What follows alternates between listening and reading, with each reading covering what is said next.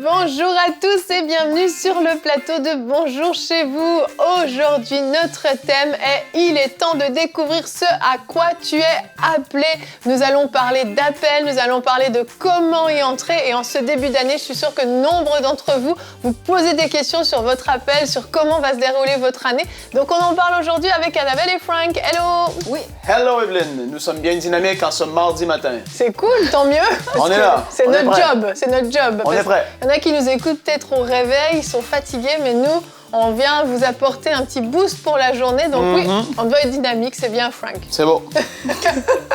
Annabelle, dans cette émission, tu vas faire une rubrique famille pour la jeunesse. Oui, pour les jeunes, parce que vous êtes beaucoup à vous poser la question, mais qu'est-ce que je vais faire de ma vie? Et j'aimerais vous dire que je me suis longtemps posé moi-même la question. Tu te la poses encore? De temps en temps. Mais Dieu a un plan pour vous. Je vais vous donner quelques conseils pour savoir quoi faire de votre vie dès aujourd'hui. On n'attendra pas l'année prochaine pour commencer. C'est dès aujourd'hui que ça va commencer. Et on parle de quel âge à quel âge à peu près? On parle du moment où on se pose la question jusqu'à ce qu'on ait une réponse. Ah ouais, ça c'est bien, c'est intelligent, ça, très bonne réponse. Ouais.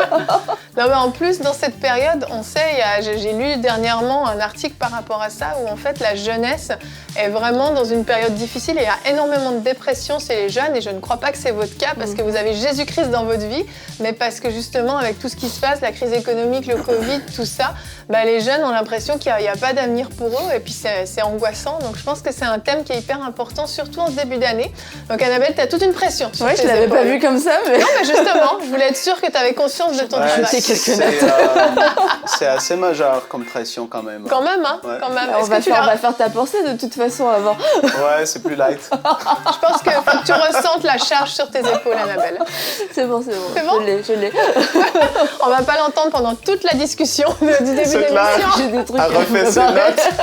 Allez, Frank, fini de rigoler, c'est ton tour. On commence tout de suite avec la pensée du jour.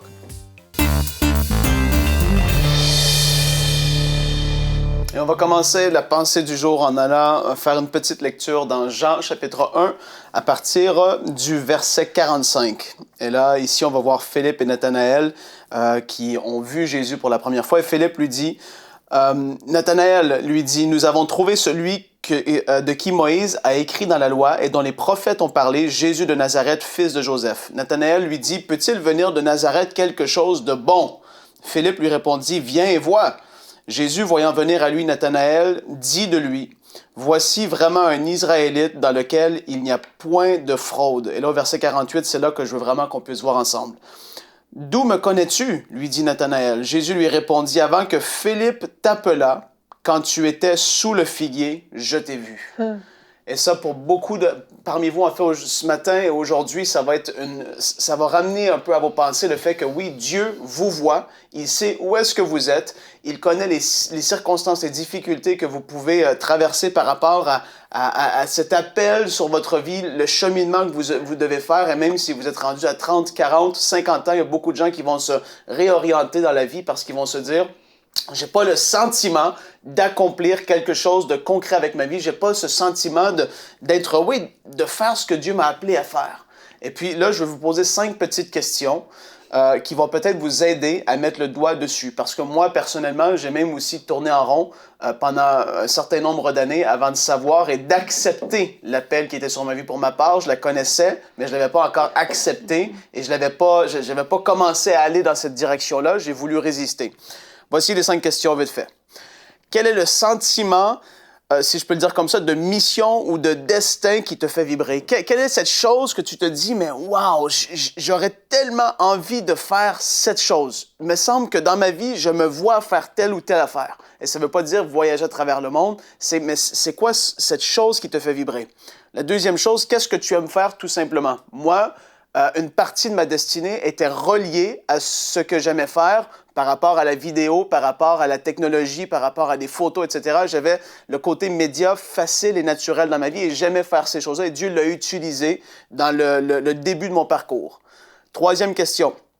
Qu'est-ce qui est naturellement facile pour toi de faire ou d'accomplir? Il y a beaucoup de gens qui ont des capacités et des forces naturelles et ils ça va même pas dans cette direction-là, en fait. Ils vont essayer d'aller dans une direction parce que les parents veulent, parce que lui ou elle fait ça, parce qu'ils suivent leurs autres amis, parce qu'ils suivent le train de la vie quotidienne qui est tellement intense, en fait. Et les gens s'arrêtent même pas. Ils se disent, mais non, naturellement, je suis pas forcément à l'aise de faire cette chose-là. Il y a des personnes qui vont être bons dans des choses et qu'on les voit pas s'en aller dans cette direction-là. 4e question, quelle parole as-tu reçue pour ta vie? Quelle est la parole de Dieu que tu as reçue pour ta vie? Est-ce que tu as reçu une parole claire de Dieu et que tu as mis sur une tablette ou tu n'as pas voulu accepter? Si tu n'en as pas reçu, il n'y a pas de problème, on va en parler. Mais si tu as reçu une parole, qu'est-ce qu'elle est? Et est-ce que tu as commencé à aller dans cette direction-là? Et après ça, le 5e point que je voulais parler et mentionner, c'était que tu as aussi une personnalité, tu as des forces dans comment tu es. Il y a des gens peut-être qui voudraient être humoristes, mais ils n'ont jamais fait rire personne de toute leur vie. En fait, tu vois, et ça ne marche pas. Tu as une personnalité, tu as une façon d'être, et Dieu veut t'utiliser au travers de cette chose-là aussi, et c'est très important. Donc, je répète les 5 questions rapidement, on va en parler dans la discussion. Quel est le sentiment de mission, de destin qui te fait vibrer? Qu'est-ce que tu aimes faire? Qu'est-ce qui est naturellement facile pour toi? Quelle parole as-tu reçue de la part de Dieu pour ta vie? Si tu n'en as pas reçu, comme j'ai dit, ça ne dérange pas. Et tu as une personnalité. Quelles sont tes forces que Dieu t'a créé comme ça? Quelles sont tes forces reliées à ta personnalité, à qui tu es en fait? Et on en reparle dans la discussion. Yes, merci Frank. Ouais. 5 bonnes questions à se poser, puis on n'y répond pas en 30 secondes là Non. pendant l'émission. C'est vraiment des questions sur lesquelles il faut méditer et puis même des fois demander autour de nous parce que parfois on voit pas, on a du mal à discerner justement ces forces, ces talents qu'on a en nous et parfois quelqu'un peut nous faire réaliser des choses qu'on n'avait même pas remarquées parce que comme c'est comme inné en fait, puisque Dieu nous a donné ces talents depuis toujours, on s'en rend pas compte, c'est naturel, ça ne nous demande pas d'effort et on se réalise même pas que c'est un talent finalement. Frank, avant qu'on aille plus loin dans la discussion, pardon, je voudrais juste requalifier le mot appel. Ouais. Parce que parfois, quand on parle d'appel, on pense aux 5 ministères, on pense vraiment à aller parmi les nations, prêcher l'évangile, être un évangéliste de renom.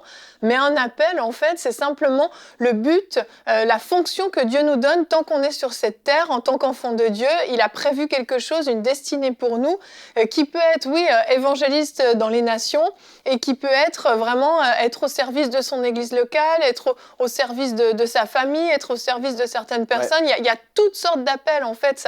Ça va, mais de tout à tout. Voilà, merci. C'est une bonne chose que tu le dises parce que je l'avais dans ma pensée, mais j'avais plus de temps. Ah, bah vas-y, Donc, tu je peux voulais nous en toucher le parler. point. Ouais. Mais c'est que beaucoup de gens vont se dire que leur travail, c'est la finalité de toute chose, mettons. Mais alors que c'est pas ça. Ton travail, oui, Dieu veut te placer à quelque part. Il veut, encore là, des capacités que tu as vont faire que tu vas apprécier ton travail, que tu vas briller dans ton travail. Mais le soir, le week-end, parfois, ça va être des moments dans l'année, 2 semaines où est-ce que tu vas partir faire quelque chose, oui, à l'extérieur. Je veux dire, l'appel de Dieu, elle va commencer à quelque part. Tu vas commencer, tu vas pas être soudainement temps plein dans la mission, tu seras pas soudainement en train de chanter devant les gens, ou tu seras pas... En fait, tu dois comprendre comment ça fonctionne. Et beaucoup de gens n'ont pas saisi la dimension de l'appel. C'est Dieu t'appelle à quelque chose, mais tu vas y entrer progressivement. Ouais. Et tu vas avoir un travail peut-être séculier, que tu vas aimer, dans lequel tu vas avoir une facilité, que tu vas pouvoir pourvoir à tes besoins, parce que tu dois pourvoir à tes besoins, aux besoins de ta famille, si tu en as une déjà. Et puis, en fait, tu vas commencer à entrer progressivement, plus pleinement peut-être dans l'appel de Dieu, au fur et à mesure que tu vas être obéissant et au fur et à mesure que, oui, elle va comme s'aligner, elle va se concrétiser. Tu vas la voir de plus en plus que tu vas avancer, en fait. Exact. Et notre verset du jour en est l'exemple parfait. C'est l'histoire d'Abraham. Hébreux 11:8 nous dit « C'est par la foi qu'Abraham a obéi lorsque Dieu l'a appelé et qu'il est parti pour le pays qu'il devait recevoir en héritage. Et il est parti sans savoir où il allait. Et en fait, répondre à l'appel de Dieu, c'est un peu ça. Abraham n'avait aucune idée de toute la grandeur de son appel, de tout ce que ça allait produire quand Dieu lui a dit « Lève-toi, quitte ta famille, quitte ta patrie et va là où je te montrerai ». C'était flou en fait. Il comprenait bien que Dieu l'appelait à quelque chose puisque Dieu lui demandait de bouger. C'était pas juste pour le plaisir, mais en réalité, ça a été pas après pas qu'Abraham a compris et est rentré dans son appel. Et c'était pas des moindres comme appel quand même. Donc on fonctionne par la foi aussi dans ces moments-là. On comprend pas tout, on sait pas tout, mais on voit que Dieu nous pousse dans une direction et notre rôle à nous, c'est d'obéir finalement. Et faut se lancer. En fait, faut se lancer, faut commencer. Comme tu l'as dit, c'est pas après pas. Et Abraham, physiquement, il a dû faire quelque chose. Il s'est levé, il a préparé ses affaires, il a pris des gens avec lui et il a commencé à marcher. Et quand on spiritualise tout, je sais pas, on s'imagine qu'Abraham, à un moment donné, il s'est retrouvé à des kilomètres et des kilomètres de chez lui. Mais avant ça, en fait, il a préparé ses bagages.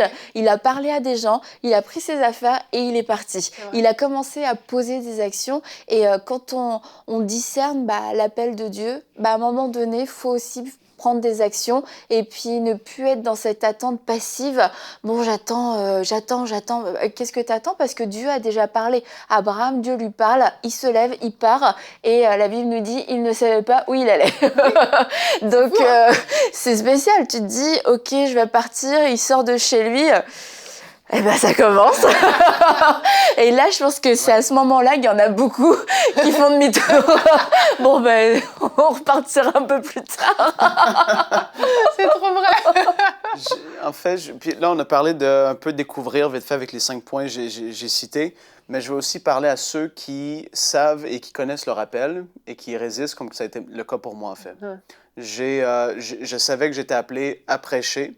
Et puis encore là, tu as une certaine mentalité. Tu vois des prêcheurs en grandissant. Moi, en tout cas, pour mon cas, mon père pasteur, j'ai grandi dans l'église, je voyais des hommes de Dieu qui venaient et tout ça. Et puis j'avais un classique, c'est quoi un prêcheur, un prédicateur de l'Évangile? Alors que Dieu, forcément, ne travaille pas pareil avec chaque personne, première des choses. Mais je travaillais dans un magasin. J'étais gérant de magasin et puis je m'étais dit, je vais ouvrir justement comme une franchise de ce magasin-là. J'avais des projets naturels que je m'étais fait tout en sachant que Dieu m'appelait à prêcher et il travaillait mon cœur. Et enfin, on était rendu au point, longue histoire courte, où est-ce qu'on avait trouvé un local, où est-ce qu'on allait démarrer un deuxième magasin, où est-ce que moi, j'allais être copropriétaire. Et puis, je me rappelle le soir, c'était un moment marquant pour ma vie. J'étais dans le magasin qui est là actuellement et puis on fermait, il était 21h, 9h le soir et puis j'avais dit à la personne avec qui j'allais démarrer le magasin, j'ai dit, mais non, je peux pas faire ça. Et j'ai dit, il m'a dit, mais c'est quoi tu veux faire? Je vais être le monsieur là, qui prêche en avant. Je vais être celui qui est là et qui parle. Il était pas chrétien en plus. Il commençait, mais c'était... C'est drôle ton explication. Oui, c'était comme ça en fait, parce que je parlais à quelqu'un qui n'était pas habitué. J'allais pas dire être un prédicateur, évangéliste ou tel truc. Tu vois, je parlais à quelqu'un qui... Et puis je vais être celui qui prêche en avant, tu sais, sur le stage, lui qui est là à l'église. Et puis, ah ouais. Et en fait, pour les gens, c'est particulier. Parce qu'ils se disent, mais c'est atypique, en tout cas par rapport à moi, c'était l'appel que j'avais sur ma vie. Prophétiser tout au long de ma jeunesse, etc. Mais là, j'ai dû prendre position à un moment donné et dire, là, je prends position avant qu'il soit trop tard. Parce que je savais, j'avais une conscience. Je me disais, si j'avance dans ces projets de magasin, c'est comme une affaire que tu sais que ta vie, en tout cas, où une décennie va passer, où tu vas, entre guillemets, perdre beaucoup de temps. Oui. Mais là, j'ai dû faire non. Je sais c'est quoi tu m'appelles Dieu. Je sais pas comment ça va se faire, mais je vais le faire. Et donc, j'ai juste continué à faire ce que je faisais, à travailler pour voir à mes besoins. Et puis, par la suite, j'ai rencontré ma femme. Après ça, j'ai rencontré Jérémie Annabelle. Après ça, j'avais commencé à prêcher aussi à l'église. J'avais décidé, et comme Annabelle a dit, j'avais fait un pas de foi dans cette direction-là. C'est ça, ouais. Et là, les choses ont fait boum, boum, boum, boum, boule de neige extraordinaire. Et puis aujourd'hui, je suis là. Mais c'est parce que j'ai décidé à un moment donné de dire non, je sais tu m'appelles à quoi et je vais foncer là-dedans, même si je comprends pas tout. Exact. Et on a une citation pour terminer ce temps de discussion qui illustre un petit peu ton cas, Frank. C'est une citation du pasteur Yvan Castanou. Le rêve, c'est ce qu'on continue de voir quand on a les yeux fermés. Et je pense, Frank, quand tu fermais les yeux, tu te voyais en train de prêcher l'évangile, le monsieur en avant qui annonce l'évangile. Ouais. Et c'est ça, en fait, ce rêve, c'est qu'est-ce que vous voyez, qu'est-ce que vous voyez faire lorsque vous avez les yeux fermés, qu'est-ce qui fait battre votre cœur quand vous l'imaginez, vous sentez à l'intérieur de vous comme un feu, comme quelque chose au niveau de votre esprit, c'est ça que je dois faire, c'est ça que je dois faire, je sais pas comment, ça a l'air complètement fou, ça n'a aucun sens, mais c'est ça qui brûle dans mon cœur et c'est souvent l'appel que Dieu a mis dans votre vie et je vous invite vraiment à réécouter la pensée de Frank sur le replay sur AMCI TV tv.com parce qu'il y avait ces 5 questions auxquelles vous allez pouvoir répondre et ça va vraiment vous aider et vous équiper pour pouvoir non seulement découvrir mais rentrer dans votre appel. Et on va enchaîner maintenant avec la rubrique famille, une rubrique haute en pression pour Annabelle. Toute la jeunesse de la francophonie compte sur toi pour découvrir son appel, Annabelle. Allez, on enchaîne avec la rubrique famille.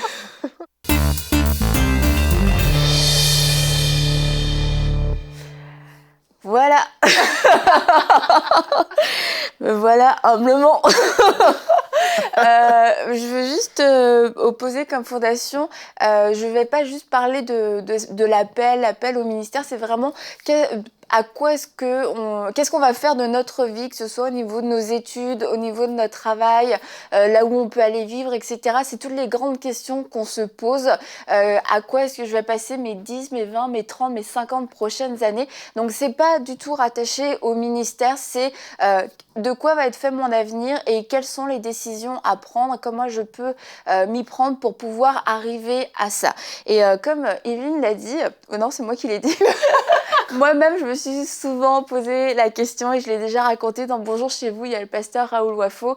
J'étais allée au BIGE, au bureau Info Jeunesse et j'ai fait tout le catalogue, j'ai fait tous les trucs et je n'ai rien trouvé qui me correspondait et c'était horrible. Je me disais, je me suis dit juste, il n'y a rien pour moi. Avec du recul, je me dis, j'étais bien trop exceptionnelle pour ce catalogue. Humoriste, Annabelle. Ce catalogue ne pouvait pas contenir ma destinée, mais à l'époque, ça m'a plutôt découragée et déprimée. Je me dis, comment ça se fait que tout le monde a réussi à trouver un métier sauf moi dans la vie, c'est pas possible. Je suis allée dans toutes les directions, mais toutes. Donc, je peux comprendre que vous vous posiez cette question. Alors, pour commencer, j'aimerais vous demander... c'est quoi votre rêve? Comme on en a parlé dans la discussion, quand vous étiez plus jeune, quand vous étiez enfant, c'était quoi cette chose? Vous disiez, moi, quand je serai grand, je serai quoi? Je serai astronaute, je serai docteur, je serai pompier, je serai prof, etc. Et il y a des choses, en fait, quelquefois, quand on est enfant, c'est des choses que Dieu a déposées dans notre cœur et puis en grandissant, on les oublie. Quand je serai grand, oui, mais ça, c'était un rêve. C'est entre-temps, je me suis rendu compte qu'il y avait des études. Et puis finalement, on se laisse décourager, puis un petit peu embarquer dans le quotidien, puis on commence à prendre les opportunités, puis on se retrouve à un certain âge où on se dit... en fait, je sais pas ce que je veux faire et j'aimerais vous dire, revenez à ce rêve d'enfant. Quelle était cette chose dans votre cœur qui vous faisait rêver? Cette chose, vous voyez faire, vous êtes déguisé pour le faire, vous avez joué à ça pendant des années et des années de votre vie. C'était quoi? Parce que on connaît quelqu'un dans la Bible, Joseph, qui a eu, lui, littéralement un rêve. Il a eu un rêve et c'était heureusement qu'il n'a pas renoncé à ce rêve parce que des années plus tard, oui, il est devenu cette personne qui a sauvé toute sa famille et ses frères ont pu venir auprès de lui, il a pu les aider, leur donner un terrain à manger, etc. Et Joseph, c'est parti d'un rêve, en fait. Et au début, il l'avait mal compris. Alors, c'est la première chose, quand je serai grand. Qu'est-ce que vous vous disiez? Quand je serai grand, est-ce que cette chose fait encore battre votre cœur? Est-ce que cette chose est finalement encore là, mais ça a été éteint au fur et à mesure du temps? Et si ça vous fait encore quelque chose, si ça vous provoque « Ah oui, c'est vrai, c'est ça que je voulais faire », peut-être ça vaut la peine de creuser. Et aussi, à l'inverse, parce qu'on a toutes sortes de personnes, à l'inverse, il y en a d'autres, vous vous êtes accrochés à votre rêve, un rêve d'enfance, et en fait, c'est devenu comme un espèce d'idéal. C'est devenu quasiment une idole dans votre vie, et il n'y a plus rien d'autre qui existe, sauf que, quelquefois, ce qu'on se disait à 5 ans, par exemple, moi, je vais être quoi? Je vais être policier. Et puis, finalement, on court pas vite, on n'est pas du tout sportif, etc. Et puis d'autres gens autour de nous voient qu'on serait merveilleux comme cuisinier. Mais non, moi depuis que je suis petit, je voulais être policier. Je veux pas casser votre rêve, je veux pas vous dire c'est pas possible, mais juste analyser devant Dieu. Est-ce que c'est quelque chose à laquelle je m'accroche de façon charnelle finalement, et c'est juste devenu une espèce d'idole dans ma vie. Ça m'a complètement fermée à toutes les autres opportunités. Et si c'est ça, demandez au Seigneur, viens me parler et viens m'ouvrir les yeux pour pas que je reste coincée dans ce rêve d'enfance qui finalement ne me mène nulle part année après année. Donc ça, c'était le premier point, revenir à ses rêves d'enfant et aussi se demander, est-ce que j'ai bien compris mon rêve d'enfant? Parce que on peut avoir ce désir, je me suis toujours vue prendre soin des gens, mais prendre soin des gens, c'est hyper vaste en fait.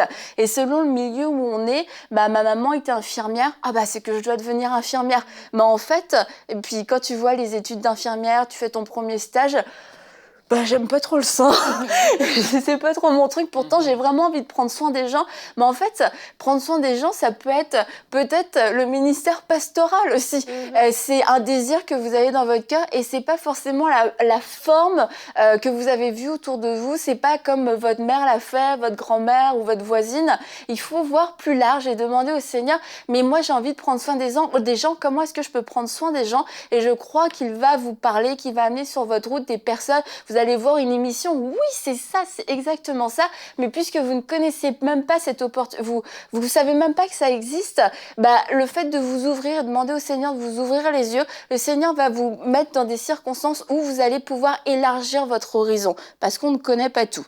Le deuxième point, qui est un point alors moi que je trouve vraiment important, et si je me trompe? Alors beaucoup de jeunes ont tellement peur de se tromper. Et si je me trompe? Surtout finalement les chrétiens, c'est super, vous voulez obéir au Seigneur, et puis on entend tellement d'enseignements sur la destinée, et je veux pas manquer une journée de ma vie, mais au final de rester dans cette peur de l'échec, c'est hyper paralysant. C'est clair. Donc et si je me trompe? J'ai envie de dire, et si tu fais demi-tour, voilà. Tu fais demi-tour si tu te trompes. Au pire, c'est ça. Et parce que la plus grande des erreurs qu'on peut faire, c'est de rester stagnant, de rien faire. J'ai peur de faire un pas. Abraham, il a dû sortir à un moment donné. Il a dû prendre un choix. Je vais à droite, je vais à gauche. Qu'est-ce qu'on fait? On marche un peu plus vite, un peu moins lentement. Mais il faut passer à l'action à un moment donné. Alors, et si je me trompe, écoutez, Dieu est bon. Et Dieu est plein de grâce. Assurez-vous juste de garder un bon cœur. Si vous vous trompez, trompez-vous de tout votre cœur avec un bon cœur. Et je crois que le Seigneur va vous rappeler. Ouais. Et au final, moi, je connais quasiment personne. Bon, après, on peut mettre trompé, erreur, ou alors on peut dire que c'est une évolution. Moi, je connais quasiment personne qui, à 5 ans, savait exactement ce qu'il voulait faire. Il a fait les études parfaites, il est rentré dans son métier parfait, puis il a parfaitement évolué. Moi, la plupart des gens que je connais, on a tous eu un certain parcours, on a commencé à un certain endroit et puis on a évolué et on sait pas, c'est pas qu'on s'est trompé, mais c'est juste que en cours de route, Dieu a affiné les plans, Dieu a orienté. Toi, est-ce que c'était une erreur de travailler dans ce magasin? Non, c'était pas une erreur parce que ça faisait partie de ta vie à ce moment-là et parce que tu l'as dit, il fallait que tu pourvoies tes besoins. Et ça m'a même préparé aussi à être où ce que je suis aujourd'hui. Exact. Ouais. C'est formateur. C'est pas juste faire du skate, c'est formateur. Dieu utilise même si on se plante, Dieu utilise quand même ces saisons-là pour nous apprendre et nous former quand même. Ah, c'est sûr. Hein. Mais et même si ça n'a aucun rapport, parce que je dis ça, je rigole, mais c'est parce qu'en fait, tu peux te dire, je travaillais dans un magasin, aujourd'hui je suis à MCI, c'est quoi? Mais en fait, on développe des capacités, on développe des compétences, un caractère et une aussi. Maturité. Exactement, une maturité, et qui fait que demain, lorsque une nouvelle opportunité s'offre à nous, on va savoir la saisir pleinement. Et je pense à ma nièce, elle cherchait du travail et elle a trouvé un poste d'aide-soignante et elle est rentrée. Bon, bref, je vous passerai cette histoire un petit peu spéciale, mais elle a pu devenir aide-soignante. Et ta nièce? Oui, et en fait, elle s'est découvert une passion. C'était vraiment un job d'étudiant c'était un job d'étudiant et elle s'est découvert une passion. Et aujourd'hui, elle a décidé de faire des études d'infirmière. Donc, si elle n'avait pas commencé quelque part, si elle s'était pas dit, allez, je me lance, moi je veux travailler, je veux faire quelque chose, je veux pas rester stagnante, elle serait peut-être toujours en train de se poser des questions. Et moi, qu'est-ce que je vais faire de ma vie? Mais parce qu'elle a commencé à faire quelque chose, elle a découvert ce qu'elle voulait faire de sa vie. Donc, de passer à l'action, c'est vraiment le meilleur des conseils que je pourrais vous donner. Commencer à faire quelque chose, la réflexion c'est super, mais à un moment donné il faut commencer, et puis c'est pas en prenant un contrat à Carrefour à 20h semaine que ta vie va être gâchée, que ta destinée va être complètement hypothéquée, que tu vas passer à côté des plans extraordinaires de Dieu. Tous les contrats se terminent, peuvent s'arrêter, le préavis ça existe, la démission ça existe, donc on peut relâcher la pression à ce niveau-là. C'est clair. Après, Qu'est-ce que je voulais dire? Ah oui, ne pas avoir peur de travailler. Ça aussi, quand on parle beaucoup de destinée dans nos milieux, on se dit, bah, moi, je sais ce à quoi Dieu m'appelle et je vais être le plus grand chirurgien de ma génération. Et en attendant de pouvoir être chirurgien, je refuse de faire un autre travail. Et Jésus a été charpentier, Jésus était fils de Dieu, il était 100% Dieu sur cette terre, mais il a commencé quelque part aussi, il a travaillé de ses mains, il a été charpentier, il a fait du travail manuel, il a été actif, il a eu un travail, il n'a pas considéré ça comme une perte de temps. Ben non, attendez-moi, bientôt je vais être glorifié et vous allez tous savoir qui je suis, donc je refuse de me salir les mains. C'est aussi de sortir d'un peu de ce stéréotype. Moi, je ferai que ce à quoi Dieu m'appelle. Dieu t'appelle aujourd'hui à servir, Dieu t'appelle aujourd'hui à faire quelque chose de ta vie. Et la Bible dit, n'oubliez pas de faire le bien et de vous entraider, car c'est à de tels sacrifices que Dieu prend plaisir. Et je voudrais terminer sur ça. Si tu ne sais vraiment pas ce que tu dois faire, après tout ce que je viens de dire, tu te dis, Annabelle, ça a servi à rien, je sais toujours pas ce que je veux faire. Ben, au moins, je veux te dire ça, sers. Va aider quelqu'un, va aider un organisme, va aider ton église, va aider, va servir. C'est à de tels sacrifices que Dieu prend plaisir. Et je crois que alors que tu seras dans le service, alors que tu seras en train d'aider, peut-être de façon totalement désintéressée, tu vas découvrir en toi des dons et des talents. Tu vas découvrir en toi des aptitudes que tu ne connaissais pas parce que tu ne les avais jamais manifestées. Et le fait d'être inactif, le fait d'être paresseux, le fait d'être paralysé, ça ne nous permet pas de pouvoir manifester ce que Dieu a mis en nous et qu'on les voit nous-mêmes et qu'on puisse se dire « Ah, mais c'est à ça que je suis appelée » et ça ne permet pas non plus aux gens autour de nous de se dire « Mais regarde, t'es tellement bon dans ça, mais toi, t'es fait pour ça. » Alors commence à te mettre en action. Yes, merci Annabelle. Rapidement, je vous fais juste mon parcours, c'est juste pour montrer à quel point on pourrait dire mais ça n'a rien à voir et j'ai jamais rien regretté. Quand j'ai fini mes études secondaires, je voulais être éducatrice de la petite enfance, donc m'occuper des enfants de 0 à 6 ans. J'ai fait 3 ans d'études pour ça, pour réaliser que finalement, non, j'étais pas faite pour ça. J'allais avoir mes propres enfants, mais les enfants des autres, je voulais pas m'en occuper. 3 ans d'études.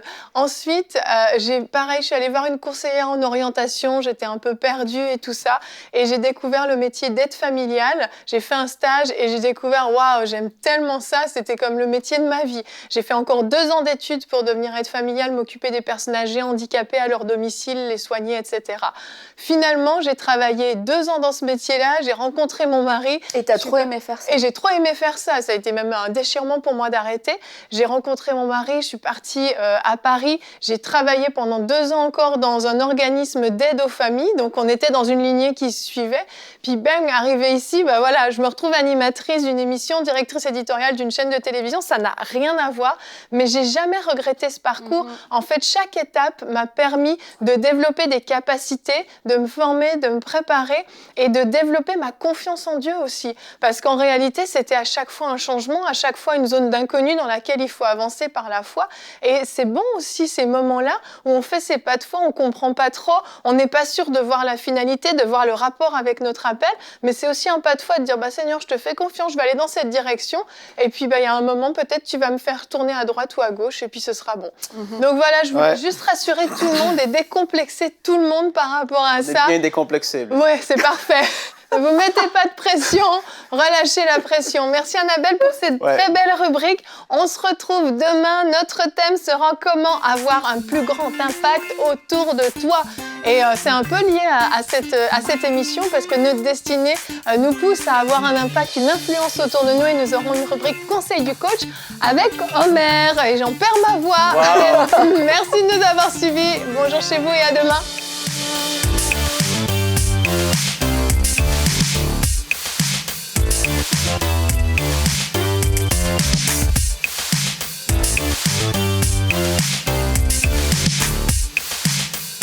We'll be right back.